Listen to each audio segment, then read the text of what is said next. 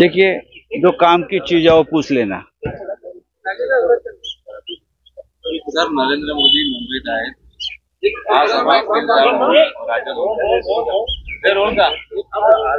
नव्या वर्षानिमित्त मोदी आज मुंबईत येणार आहेत. राज्यात त्यांच्या 10 सभा देखील होणार. और क्या है? आशिष शेलार एका ठिकाणी म्हणतायत की ठाकरे गटाचा दिल्लीत गोंधळ आणि दिल्लीत काँग्रेस पुढे. नरेंद्र मोदी देश के प्रधानमंत्री है, लेकिन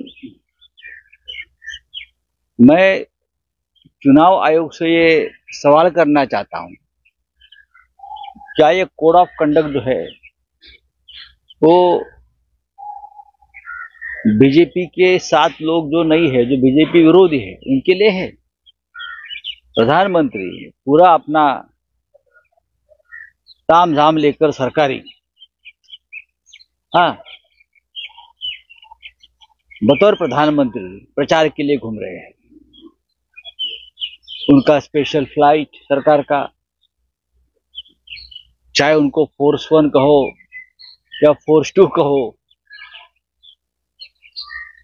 पूरा उनका लवाजमा लेकर पूरे देश में सरकारी खर्चे से चुनाव प्रचार सरकारी यंत्रणा को लेकर कर रहे हैं।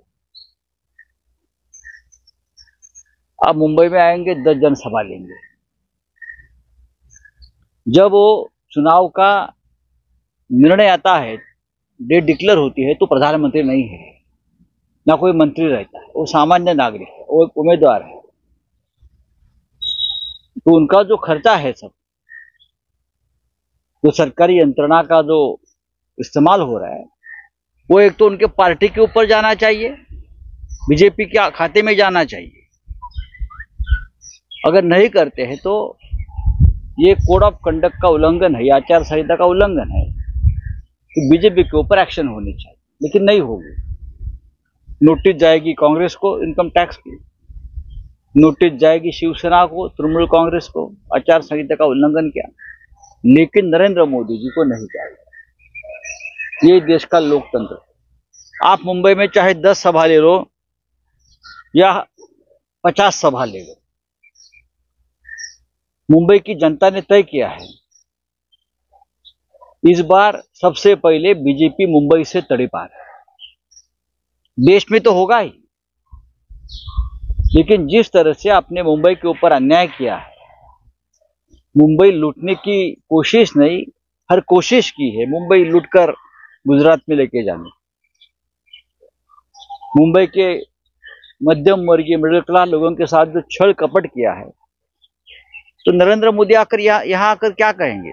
जिस तरह से अपने धारावी अडानी को बेच दिया, जिस तरह से धारावी के साथ साथ मुंबई बेचने की अडानी को आपकी साजिश है, तो मुंबई कर आपको वोट क्यों दे? आप आइए, प्रधानमंत्री है, अभी भी आपको लगता है कि आप प्रधानमंत्री, लेकिन अभी आप प्रधानमंत्री नहीं है।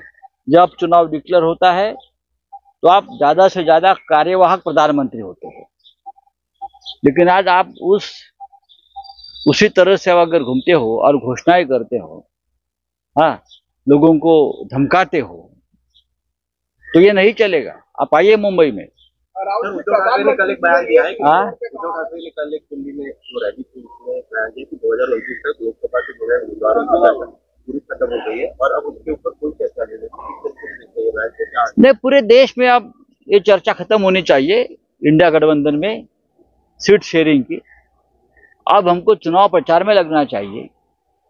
महाराष्ट्र में अब सीट शेयरिंग पर चर्चा नहीं होगी, सीट शेयरिंग पे चर्चा खत्म हो गई।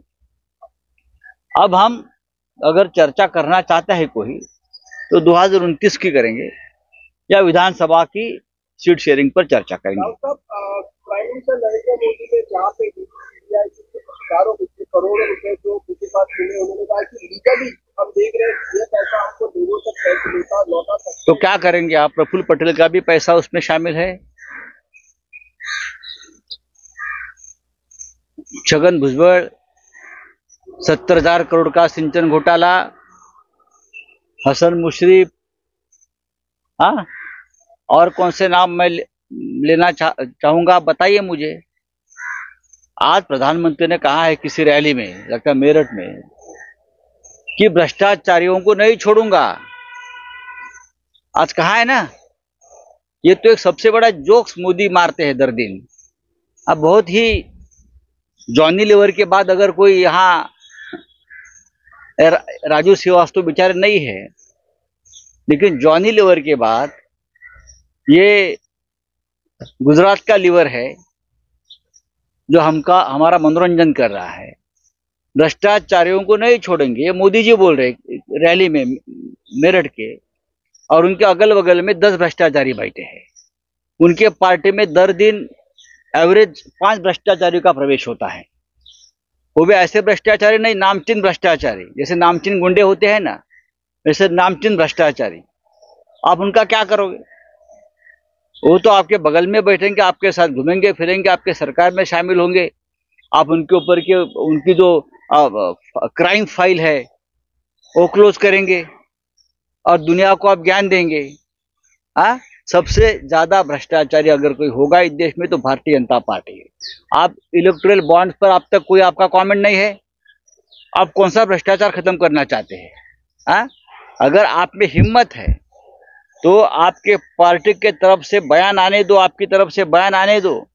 इलेक्टोरल बॉन्ड्स का जो घोटाला है वो भ्रष्टाचार है या नहीं, ये दुनिया को बेवकूफ बनाने का धंधा बंद कर दीजिए। मराठीमध्ये नरेंद्र मोदी मुंबई दौऱ्यावर आहेत, 10 सभा हाँ, ये जो ईडी का पैसा ये जनता में यूज होगा, ये 15 लाख वाला जुमला लगता है। देखिए, ये जुमला नहीं, जुमले का बाप है। ये कहां से पैसा देंगे? पूरा पैसा तो जमा करके उनके बीजेपी के खाते में चला गया भ्रष्टाचार का। जो जनता को देना था पैसा वो उनके खाते में चला गया है बीजेपी के। वो क्या जनता को देंगे? वो कुछ नहीं दे सकते जनता को। जनता को सिर्फ गुमराह कर सकते हैं। आता बोला, नरेंद्र मोदी मुंबई दौऱ्यावर आहेत, राज्यात 10 सभा आहेत, त्याची माहिती. नरेंद्र मोदी हे देशाचे प्रधानमंत्री होते, आता नाहीत। आता फार तर ते निवडणुकीची घोषणा झाल्यावर, निवडणुकीची जेव्हा घोषणा होते राज्यात किंवा देशात, तेव्हा राज्याचे मुख्यमंत्री फार तर कार्यवाहक मुख्यमंत्री असतात आणि देशाचे प्रधानमंत्री हे कार्यवाहक प्रधानमंत्री असतात।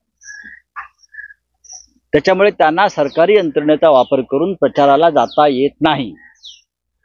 आणि जर ते तसे गेले सरकारी विमानं फौजफाटा घेऊन, तर निवडणूक आयोगानं त्या संदर्भातल्या खर्चाचं बिल त्यांना पाठवायला हवं आणि त्या पक्षाच्या खात्यातून, त्या पक्षाकडून ते पैसे वसूल केले पाहिजेत। नरेंद्र मोदी गेल्या काही दिवसापासून, निवडणुका जाहीर झाल्यापासून सरकारी यंत्रणा, सरकारी विमानं, सरकारी हेलिकॉप्टर घेऊन फिरतायत, घोषणा करतायत। त्यांचा एक एक दौरा हा 25-25 कोटीचा असतो।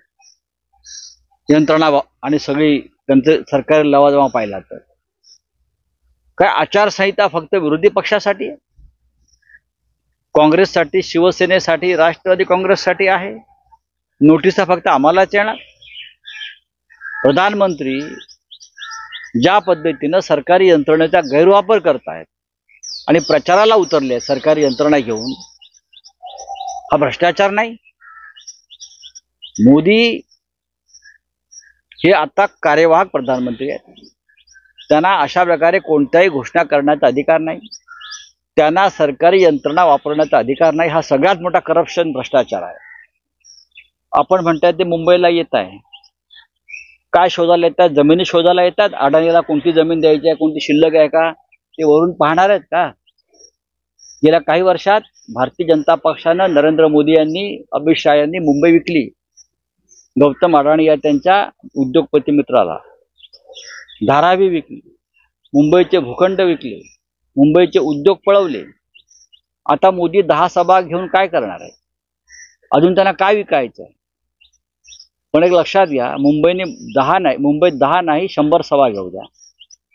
मुंबईच्या जनतेने ठरवलंय की मुंबईतून भाजपा पूर्ण तडीपार करायची। देशातून होतेच आहे, पण मुंबईत 10 सभा घेतल्यात तरी त्यांना एकही जागा मिळणार नाही। ही काळ्या दगडावरची रेख आहे। आर्थिक दहशतवाद म्हटलेला आणि अशा भाषांना करणार तडीपार. काल माननीय उद्धव ठाकरे हे रामलीला मैदानावर होते दिल्लीच्या. ते अत्यंत ऐतिहासिक मैदान आहे. त्याच मैदानावरून 1978 साली जयप्रकाश नारायण यांनी विरोधी पक्षाची एकजूट केली होती आणि तिथूनच त्यांनी इंदिरा गांधींना आव्हान दिलं होतं, सिंहासन खाली करो. आणि त्याच ऐतिहासिक मैदानावरून माननीय उद्धव ठाकरे यांनी नारा दिलाय, अब की बार भाजपा तडीपार. आणि तो नारा काल संपूर्ण रामलीला मैदानावर घुमताना आम्ही पाहिला. तडीपार होत आहे भाजपा. टेलर म्हणतं की पेट्रोलचं पक्ष मी करतो, त्यांनी मालवणीमध्ये जाऊन बघावं, कांद्याविरुद्ध लढावं. कुठे घेऊन जावं?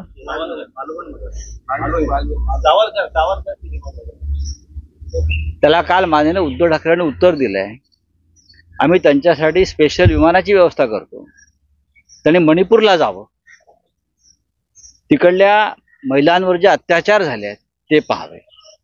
आम्ही त्यांना काश्मीरी पंडितांची हाल हवाल समजून घेण्यासाठी जम्मू काश्मीरला पाठवायला तयार आहोत आमच्या खर्चानं. त्याने जाऊन यावं, उगाच तोंडाची बकवास करू नये आणि तोंडाची वाफ दौडू नये. असं म्हणतात की ठाकरे गटाचा सध्या दिल्लीत गोंधळ आणि दिल्लीत काँग्रेस पुढे. होय, महाराष्ट्रामध्ये शिवसेनेसमोर एक दिवस तुम्हाला मुजरा मारावाच लागणार आहे. त्यांना सारखा मुजरा आठवतोय. हे अलीकडे कोणत्या मुजऱ्याला जाऊन दौलतजादा करतात मला माहित नाही. या भाजपला सवय आहे हुजरेगिरी आणि मुजरेगिरी करण्याची. या राज्याचे मुख्यमंत्री उपमुख्यमंत्री हे दिल्लीत जाऊन रुमाल टाकून कसे बसतात नेत्यांच्या लॉनवर आणि परत येतात हे आम्हाला सांगू नका. तुमचे मुजरे आणि हुजरेगिरी आम्हाला माहिती आहे. अकोल्याच्या जागेवर प्रकाश आंबेडकरांना काँग्रेसने समर्थन देण्याची तयारी दर्शवते. प्रकाश आंबेडकरांनी काँग्रेसला 7 जागांवर समर्थन दिले.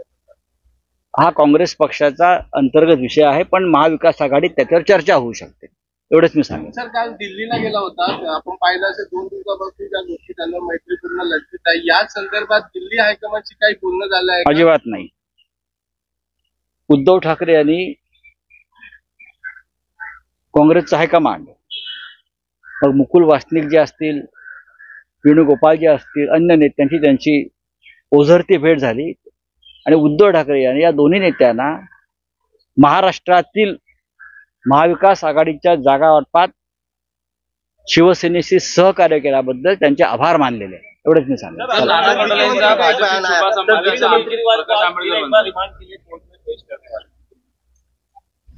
कानून की लड़ाई और जनता की लड़ाई दोनों जारी है.